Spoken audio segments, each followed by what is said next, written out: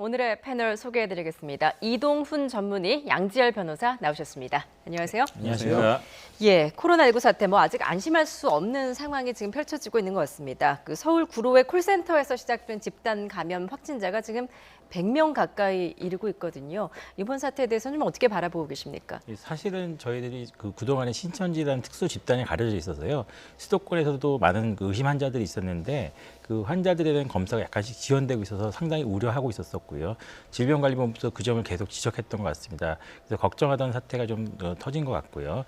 지금 수도권에는 인구가 굉장히 많고 밀집해 있기 때문에 아마 역학조사도 쉽지 않기 때문에 좀 어려운 측면이 있는데 다행스러운 것은 국민분들이 굉장히 열심히 마스크를 쓰셨고 손 씻기라든지 개인 위생 활동을 열심히 하셨기 때문에 대구같이 그렇게 많이 퍼지지는 않을 거라고 기대를 할 수는 있겠지만 그럼에도 불구하고 이게 가족분들의 접촉이 좀 많이 있었거든요. 지금 수도권 지역의 특징 중에 하나가 바깥에서는 열심히 하시는데 집에 오셔서 약간 방심하시는 것 같아요. 그래서 남편분이 걸리시고 또 부인이 걸리시고 또 부인이 사회활동하시면서 또 지인들한테 확산되는 그런 형태를 취하기 때문에 호흡기 질환이 있으신 분들은 집에서도 좀 가족 간에 약간의 조심을 하시는 게 좋지 않을까 생각이 됩니다. 예. 말씀하신 것처럼 실제로 그 가족 간의 전염 사례라든지 이런 게 지금 나타나고 있거든요. 그리고 또 지자체들도 이제 좀 관계된 지자체들은 굉장히 좀 긴장하는 그런 모습이에요. 그러니까 발생한 곳이 하필이면 이제 교통의 요지 중에 요지로 꼽히는 거고 워낙 유동 인구도 많고 그러다 보니까 서울에서 발생을 했지만 서울에만 머무는 게 아니라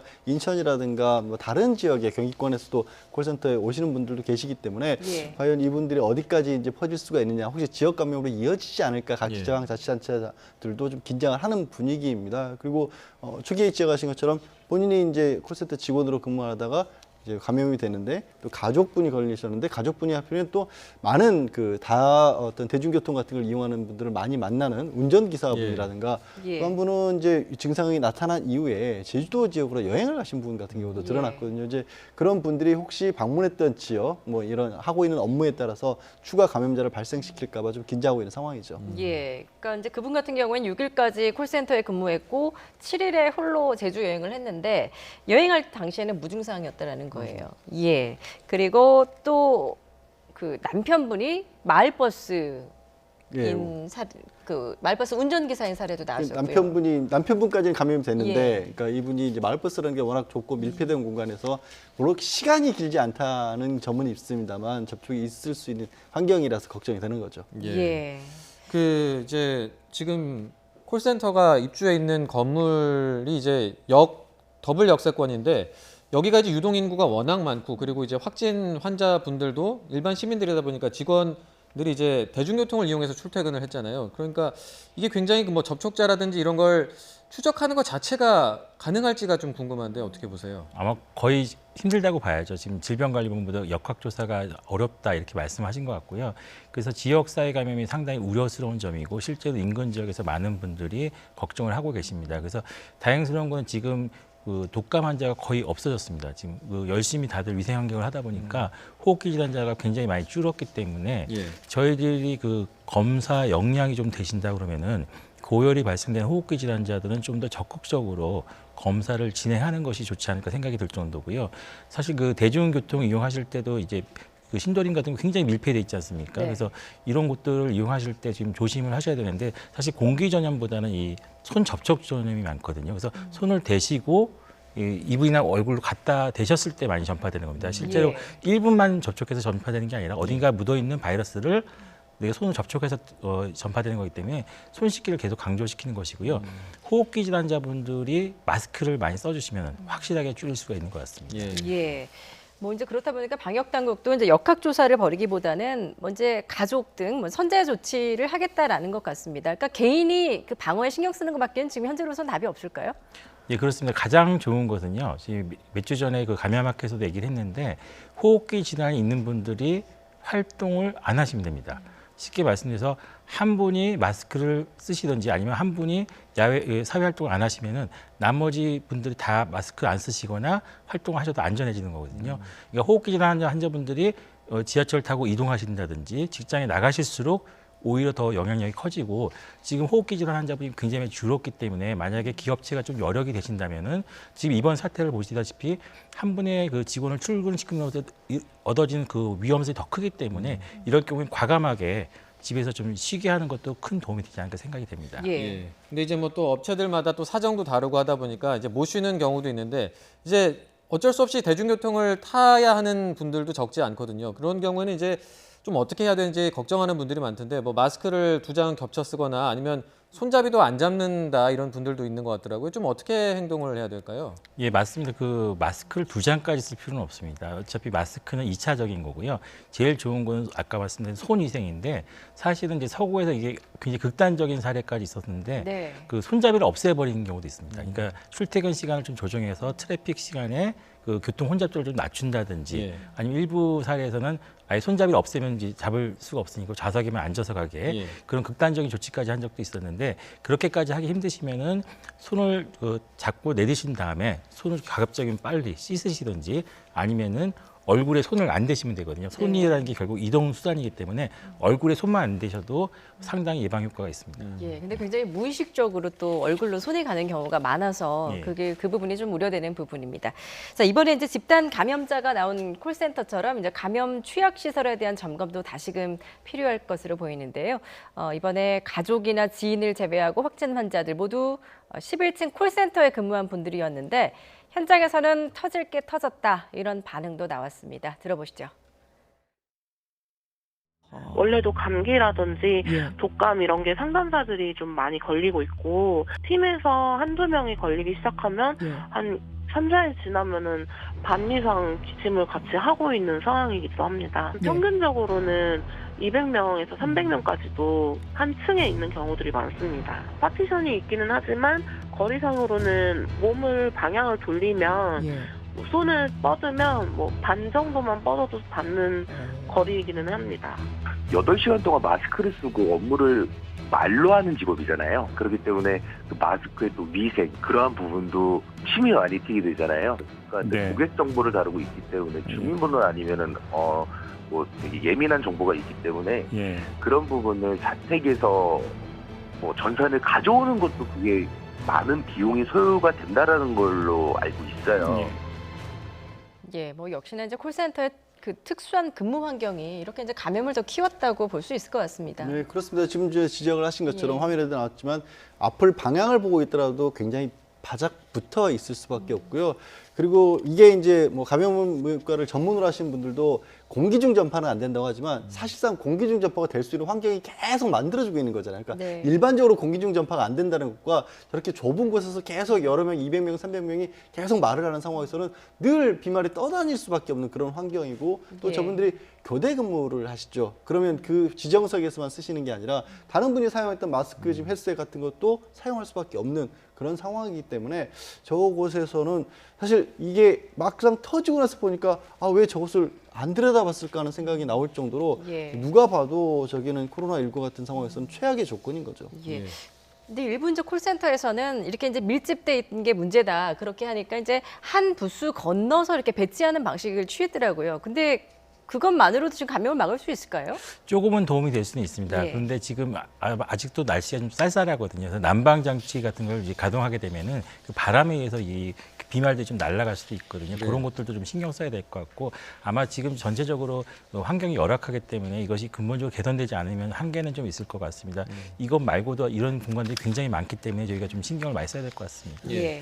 그러니까 상황이 좀 열악하다 보니까 가급적이면 그러니까 재택근무를 하는 게 좋은데, 그러니까 앞서 저희가 그 인터뷰에서도 들어봤지만 그렇게 할 수 없는 이유 중에 하나가 이제 뭐 비용이 드는 문제가 있다. 재택근무를 하려면 그런 또 부분이 있는 것 같아요. 그러니까 저렇게 마른 공간에 사람이 많이 있다라는 건 결국 인건비를 절감한다는 얘기가 될 수밖에 없고 현실적인 거고요. 그다음에 그 내용들이 단순하게 안내 뭐 이런 것들 아니면 배달 전문 접수 이런 것들은 재택에서도 콜센터 형식으로 운영을 합니다. 그런데 아마 저렇게 밀집되어 있는 곳들은 예를 들자면 뭐 금융기관에 금융상품을 안내한다든가 불만 접수를 한다든가 이런 식으로 해서 이 고객에 관한 정보를 직접 가지고 있어야 되는데 그러면 그거는 그냥 개인이 집에서 자기 집에서 인터넷망을 통해서 연결할 수 있는 건 아니고 폐쇄된 내부망을 통해서만 공유가 되도록 해야 그것도 법적으로 그걸 지켜야만 하는 준수 사항이거든요. 네. 그래서 그런 부분 때문에 아마 지금과 같은 형태의 콜센터들이 운영되고 있는 부분이 분명히 있는데 그렇다 하더라도 비상시국가 아니겠습니까? 그럼 예. 비상한 대책을 좀 마련을 해야 되는 거죠.